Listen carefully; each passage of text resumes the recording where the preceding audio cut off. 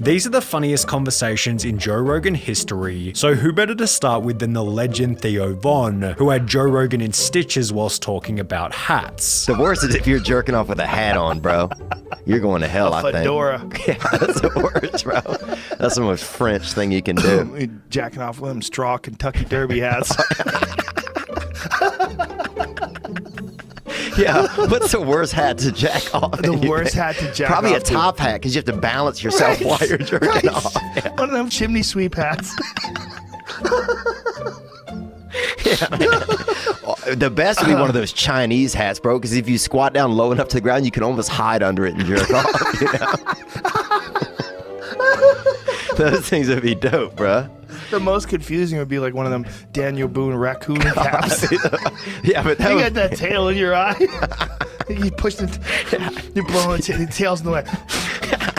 Theo and Joe's deeply introspective discussion was certainly life-changing. However, it had nothing on the story that Joey Diaz told about the time he farted on the bus. And on the way home, we got on the bus, and while we were waiting there, my stomach started hurting. But let me just take a chance. Good move. And I blew this fart, Joe Rogan.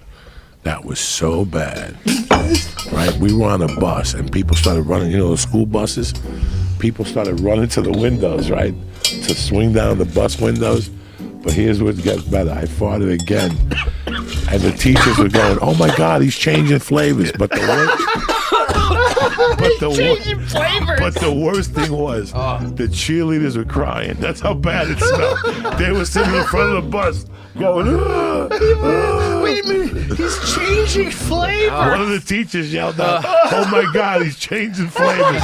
That's how bad these farts were. That's your next t-shirt. Oh my God, he's changing flavors. The whole bus stunk. However, it was Elon Musk who showed that sometimes the funniest moments can come from the most serious questions. We should do a flamethrower. Does anybody tell you no? Does anybody go, Elon,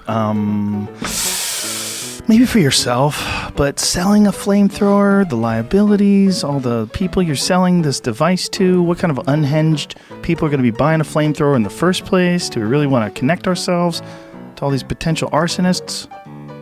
Yeah, it's a terrible idea. Terrible. Shouldn't buy one. I said don't buy this flamethrower. Don't buy it. Don't buy it. That's what I said. But still, people bought it. Yeah, there's they're not gonna nothing I listen. could do to stop them. If you I build could it, they not will stop come. them. I said don't buy it. It's a bad idea. How many did you make? 20,000 And they're all gone. in 4 days. On the opposite end of the spectrum, Theo Von was able to show that funny moments can also come from the stupidest conversations. It's like if a plane crashed, I already know I'm planning ahead, dude. I'd eat a Vietnamese guy. Why? I mean, I did a fast for like 4 days, and then I was at the Best Buy, and I remember this Vietnamese guy was trying to help me out, and I couldn't even hear him. I was so hungry. And I couldn't. And I remember thinking, if everybody turned the other way for a second, I could eat this young fella. You know, Ben. His name was Ben, actually. Over there in Westwood. But I'd never thought... Oh my God, it's so ridiculous. Well, I mean, I think if you gum down a Viet, people aren't going to be that upset at you. Well, the Vietnamese people are going to be super upset. What are you talking about? No, Somebody's okay. dad. Yeah, they're more understanding of things, dude. Is this a character you're playing? No. But if you eat a black lady and her family's there, they're going to be pissed. So you think a Vietnamese person will let you slide? I think that they'd be much more forgiving over a couple of day period. Vietnam is one of the few places where Americans can go back to Vietnam and they don't seem to hold any grudge at all. Exhibit A. Exhibit A, man, honestly. Theo's style of comedy seems to work perfectly in a podcast setting, so much that we could probably dedicate an entire video to his legendary one-liners. It's like when you put a condom on and then the other person's just still looking at their phone. You're like, oh, this is weird. Yeah, man, I never wanted to be a fish, man, my whole life. I didn't. Yeah, I wish there was more ways to sleep. Yeah, a lot of people don't want to think anymore, man. But I wonder if people ever wanted to think, you know? This is probably the smartest conversation I've been involved in maybe months. Well, it's that time of year. It's spring. People are refreshed. It's not spring. It's the middle of the winter. Yeah. It's freezing cold out. It's just January. Whatever. You guys aren't open-minded. That's what I think, bro. If you're wearing a wig, I don't think you're running anymore, though. I think some things you got to let go. However, as was shown in this episode with Andrew Schultz, sometimes it's Joe who comes out with the best one-liners. Yeah, so many women are like judging us on our first nuts. Yeah, It's come like, on. what do you? Listen, back in the day, you had to come quick because a leopard might eat you.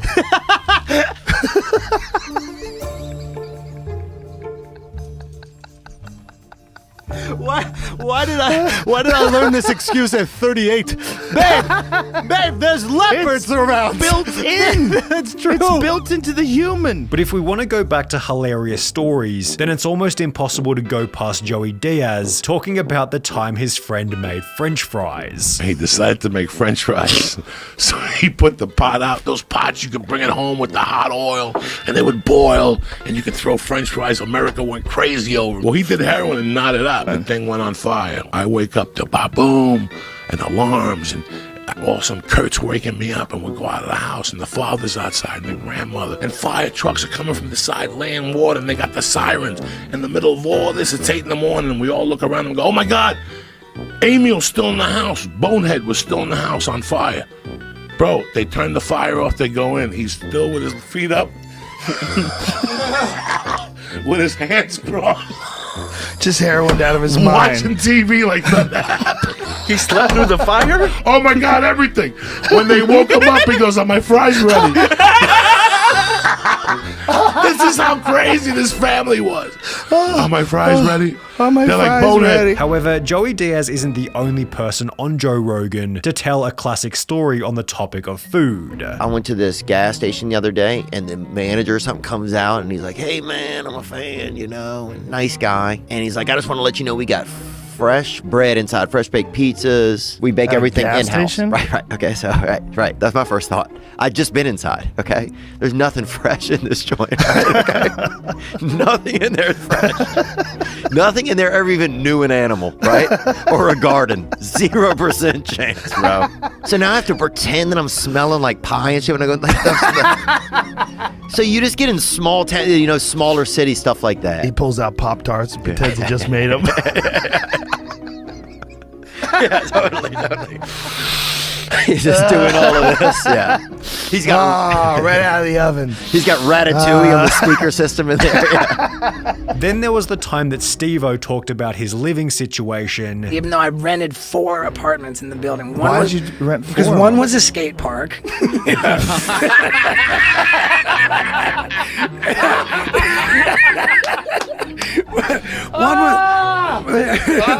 One was skate park. Yet, as always seems to be the case, Theo Von backed this up with an equally wild story about his apartment. And one time I was making a smoothie, you know, and I thought I heard something outside, right? Which is kind of weird to even think of when you have a blender going, right?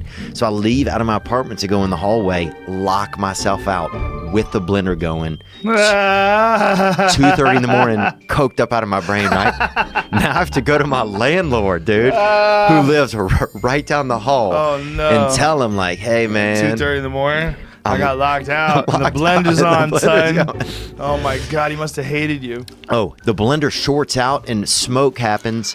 The fire alarm starts going off in the building right as I'm at his door knocking, right? Oh, my God. So now he's pissed and he's like, what's going on? And I didn't know what to say. I told him that I was throwing a late Christmas party, dude. Into January. How old were you at the time? Huh? Oh, this is 2.5 years ago. So I was 30. I was 35. Bro. So he comes back to my apartment, right? He unlocks the door. There's nobody in there. Although there was nothing that perfected the combination between funny and epic, quite like Tim Dillon's rant about the future of humanity. Nothing will ever be funnier. America will come apart in one of the funniest ways. You'll die laughing. Literally, you'll die, but you will be laughing. It will be the most absurd and insane thing. It will be out of a dystopian horror movie, and no, it won't be funnier than America, because we're a crazy country full of crazy people, and everybody's just trying to suck the last few dollars out of this bloated pig corpse of an empire before the end. And I'm no different. But make no mistake, I mean, if I'm wrong, and I'd love to be wrong, But if your attitude or your idea is that the population's going to get smarter, healthier, and more adept at problem solving, you're on crack.